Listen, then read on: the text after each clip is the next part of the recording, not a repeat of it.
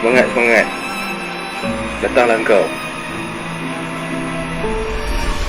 Selain dari mediator atau manusia yang menjadi medium untuk dirasuk oleh makhluk halus, ada satu lagi kaedah yang digunakan oleh pengamal ajaran kebatinan untuk berinteraksi dengan alam gaib dengan menggunakan alat tertentu yang melibatkan penyeruan. Kaedah ini sudah lama digunakan oleh masyarakat Cina sekitar tahun 1100 Masihi yang direkodkan dalam dokumen sejarah dinasti Song. Kaedah interaksi dengan roh itu dikenali sebagai Fuqi.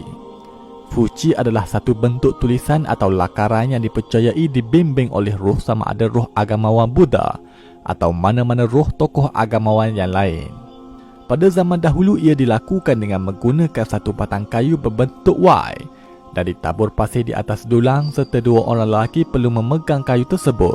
Ketika sang lelaki yang memegang kayu itu akan dirasuk atau berada dalam keadaan sepada sedar, maka dia akan menulis di atas pasir dan kesannya akan meninggalkan jejak di pasir tersebut. Lalu kesan lukisan itu akan dibaca dengan pantas oleh juru bahasa dan dirakam oleh orang lain. Mesej yang diberikan kepada lelaki semasa dalam keadaan dirasuk tersebut akan dijadikan panduan dan dijadikan ramalan apa yang bakal berlaku pada masa hadapan. Kaedah yang hampir sama juga dilakukan oleh masyarakat barat sejak abad ke-18 Masihi.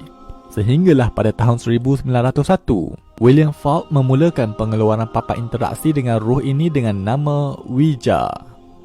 Perkataan Ouija ini didakwa diambil dari perkataan Mesir kuno yang bermaksud semoga berjaya.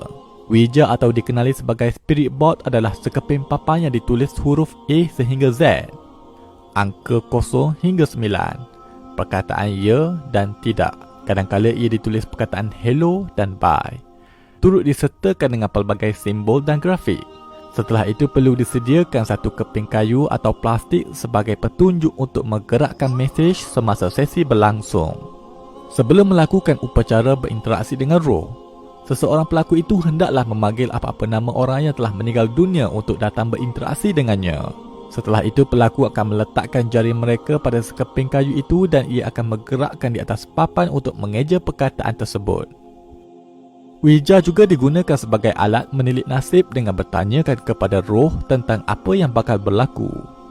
Setelah fenomena New Age berkembang, kaedah ini semakin popular termasuk papan Spirit of the Coin yang menggunakan duit shilling berleluasa dijadikan sebagai permainan. Spirit of the Coin, datanglah kamu kepadaku. Spirit of the Coin, datanglah kamu kepadaku. Penerangan di sebalik permainan itu diterangkan bahawa hidup manusia ini dikeliling oleh roh. Di sana ada roh baik dan jahat serta ada peringkat-peringkat roh tertinggi yang boleh membimbing manusia. Hakikat semua itu adalah permainan jin dan syaitan. Fenomena New Age dan ilmu kebatinan ini telah sekian lama tersebar kepada umat Islam dengan pelbagai cara.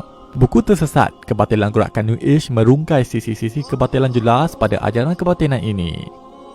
Sebagai Muslim, ingatlah kita kepada firman Allah di dalam Al-Quran. وَأَنَّهُ كَانَ رِجَالٌ مِّنَ الْإِنسِ يَعُوذُونَ بِرِجَالٍ مِّنَ الْجِنِّ فَزَادُوهُمْ رَهَقًا